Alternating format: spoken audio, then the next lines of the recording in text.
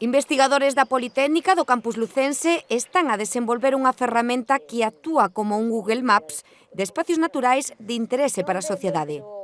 Temos para toda Galicia cartografiado o potencial de provisión de 15 servizos ecosistémicos relacionados, a mitad deles con mitigación do cambio climático.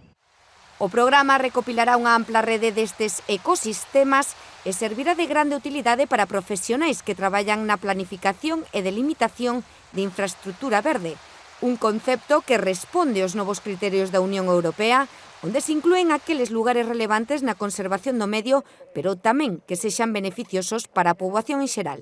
A carballeira na que estamos pode filtrar contaminantes, este é beneficioso para a poboación, pero tamén se temos un río augas abaixo desta carballeira, e a carballeira evita que eses contaminantes cheguen ao río, tamén estamos contribuindo a preservar a biodiversidade deste río. A iniciativa está deseñada en base á participación cidadá nas últimas xornadas do Iberclima, un proxecto promovido en conxunto pola Universidade de Santiago e o Ministerio para a Transición Ecolóxica.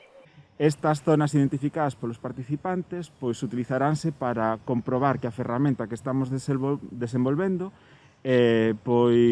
localice ben as zonas de infraestructura verde.